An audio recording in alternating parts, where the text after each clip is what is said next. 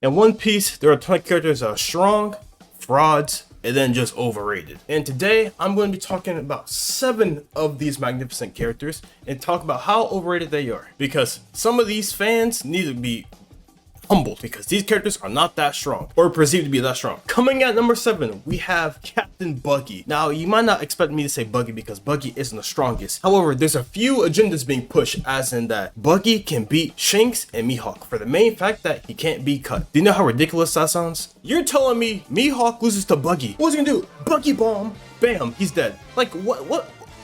That doesn't even make sense. Bro, Shanks and Mihawk, they might be swordsmen, but if they can just take off their swords and just mink, he's out of there. That's what you gotta do. So yeah, I was gonna get Buggy out there real quick, and then we're on to number 6.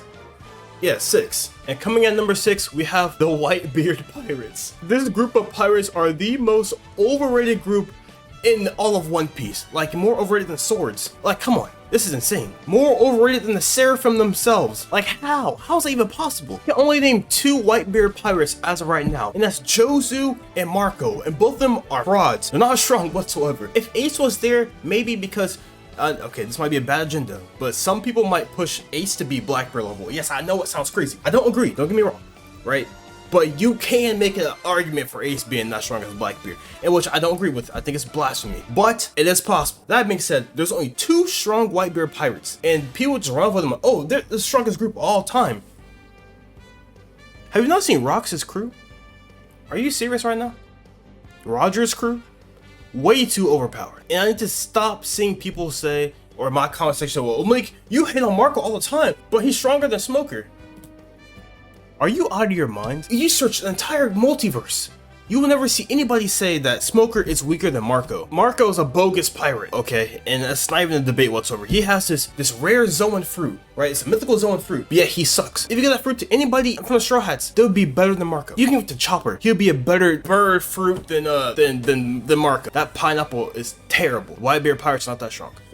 Whitebeard carried those pirates to the moon. Same with Odin, because without them, they're in the mud. Now, this one might grind your gears a little bit. Coming in at number 5, I have Shanks Pirates. Yes, I can consider them strong. Only by narrative, though. They're only strong because of narrative. And because of that, people take that and they run off with it like crazy. Like, it's worse how people run off for how strong Roger is when he barely even got feats like that in the first place. Even Luffy has shown him to have better feats than Roger, which sounds absurd to say, but it's not. He beat Kaido.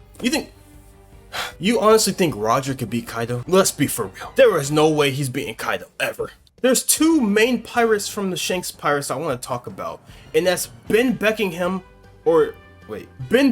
and Lucky Roo. These are the most featless bozos I have ever seen. All Ben Beckman was shown to do was shoot Kizaru. That's it. He shot Kizaru, and apparently he's like, oh, he's like top tier.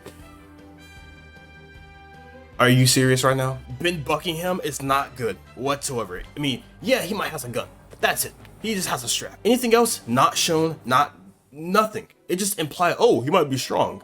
But you can't run off that and say, oh, so that means that Shanks is one of the strongest crews then. Does that even make sense? And then Lucky Roo. Lucky Roo. So apparently there's some agendas being pushed out. Lucky Roo is one of the fastest in the verse. Brother, he's built like Fat Albert. There was no way he's one of the fastest in the verse. Are you serious? Bro, I have Nami gas him in the 40-yard dash. I have Usopp, Frankie, and I hate Frankie so much. He's burning him in a 40-yard dash. There is no way you tell me Lucky Roo's the fastest. Now post some anti-feats right now to show that he's not the fastest. I'd like to run off with this one line that says, the man who shoots faster than his shadow, which implies that shooting faster than your shadow means that he's not afraid to pull the trigger fast. That's literally what it means. And some people like take it off and go, that means he can run faster than his shadow, which means that he's faster than shadows. And I'm pretty sure shadows are faster than light, or if not, they're light speed. Bro, take a good look at his build. You're telling me this dude right here is the fastest in the verse? Come on now. And some people might bring up, well, Big Mom is fast and she's big. Brother, she's an emperor, a Yonko. All right, this dude's a nobody. He's meat all day. Meat, and he shoots with his strap. That's all he does. He is not him. So stop the nonsense, please. Coming in at number 4, we have Uta. I don't know how to say her name, but you know what I'm talking about. The girl from Film Red, Shanks' daughter. Whenever this movie came out, there was some agendas being pushed saying that, oh, she sells your favorite verse style. I was like, what? And it was like, yeah, because of illusions. And her illusion hockey, devil fruit thing.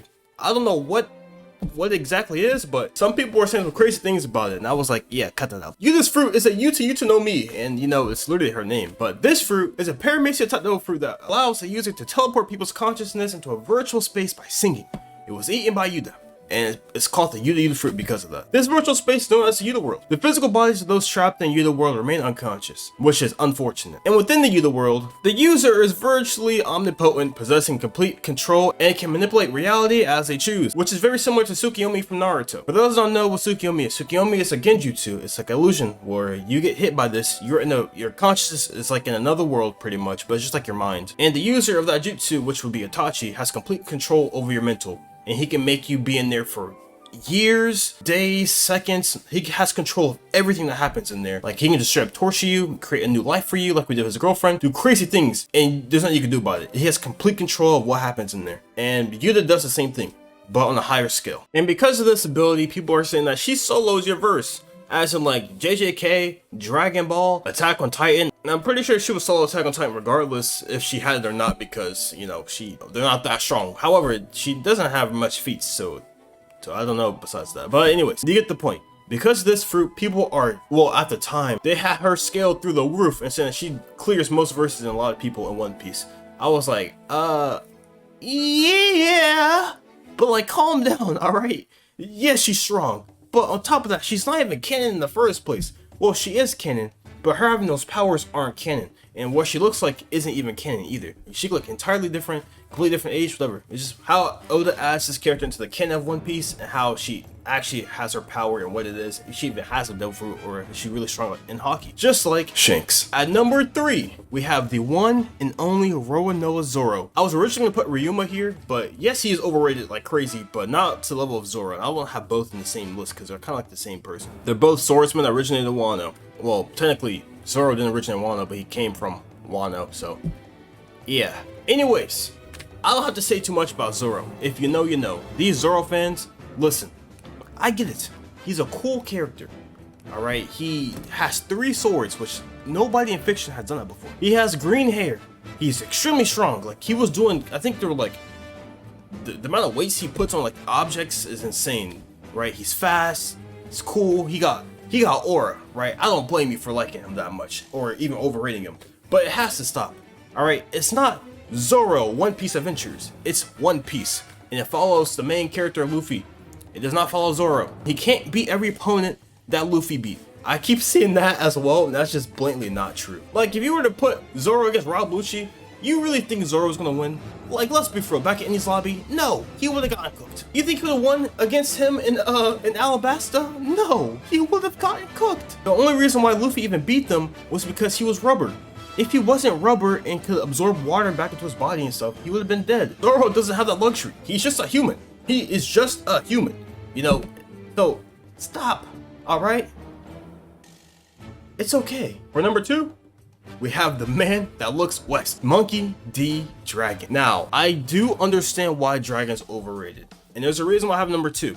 It's because, narratively speaking, he's supposed to be really OP and strong. However, he has shown literally nothing. The only thing that he has shown was him saving Luffy from Loketown. That was literally it. He flexed his aura, it was like green aura, and they got pushed back. That was all we know of his power, and Ivan, or is it Ivankov, was like, oh, this is Dragon's son. Oh. Like, narratively speaking, he's, you know, like I said, he's really strong, but he hasn't shown anything to be like overranked by these certain people. Like, yes, I get it, right? You want to have a cool looking character to be your MC, your strongest person in the verse. But that's just not the case with Dragon. He has shown nothing so far. Maybe when he shows a tiny bit of power, aside from him flexing his aura back in Loketown, then maybe, sure, you can consider him to be really strong. Because for all you know, like, he's a strong political figure, or he knows things, like secrets that like you can't know about. And that's why people respect him, because like, oh, we can't do nothing to him because he knows so much, and we have to respect this dude because he owns authority of like all this other stuff. Like, we have no idea. But I do think he is going to be strong though. I'm just yapping at this point to make a point that Dragon is overrated. Last but not least, before I get to number 1, like the video and subscribe. I'm getting close to 9,000 to 10,000 subscribers, and with your help, that red little button, I can hit it even faster. Arigatou gozaimasu. I think that means hello. And yes, please. I think. But coming at number 1, we have Shanks. Now, some people are thinking, oh, I'm surprised it's not Mihawk. Well, I'm changing my mind a little bit about some things. I'm starting to have Mihawk over Shanks as the world's strongest swordsman. And here's why I say that. Mihawk ain't no fraud like Shanks. Shanks has shown nothing. What? Nothing. Nada. Not a word. Not a look of... There's a reason why Mihawk doesn't want to fight this dude. Because he knows for a fact that he's not strong. And some people think like, well, it's because he doesn't have 2 arms. Let's be for real. If he had 2 arms, it would not make a difference between Mihawk. Mihawk would dip his dude with low difficulty. If you have a Seraphim like S-Hawk, he has Mihawk's traits, and he was diffing Blackbeard. If he's diffing Blackbeard, what do you think the actual Mihawk can do? Absolutely one-tap. What was that accent? Absolutely one-tap Blackbeard, and something that Shanks cannot do at all. Mihawk is a strong swordsman. Shanks is a strong guy with a sword. And if you disagree, you are beyond biased. Even though it was subtle, Mihawk shown how strong he was with his blade. He's shown what he was capable of. He trained Zoro, and Zoro's sword skills are through the roof. If he's training Zoro, that means that, okay, so Mihawk got that dog in him. That means that Mihawk actually do things that most swordsmen cannot do. And Shanks cannot replicate that. Shanks' sword is just, block, block, block. And you tell me this dude's the strongest swordsman of all time? No, stop with this Haki man agenda, because there's no Haki Susanoo, there's no Haki Sengan, there's no Haki Ha, there's no Haki Gutetsu. Alright, none of that. Shanks is strong, do not get me wrong. However, he's a fraud. And that's the end of my song. And the honorable mention I want to put up here is Vista. Just because Vista clashed with... Just because he clashed with Mihawk does not mean that he's Mihawk level. Now, I don't know what whoever made this agenda is smoking, but you gotta get off of it like right now. There's also one with Ace being strong as Blackbeard. I said it, I think I said it in the past, I'm not too sure, I don't remember what I even said. But no, Ace is not as strong as Blackbeard. I don't know how you even get to that in the first place. That's like saying Jozu was stronger than, I don't know, Roger, just because. It makes no sense whatsoever. These agendas gotta stop being pushed like that because it makes no sense. It hurts my brain, it hurts your brain because you hear me yap about my brain and my brain's cooked. With that being said, I'm Nick, and I'll catch you guys next one. Yeah.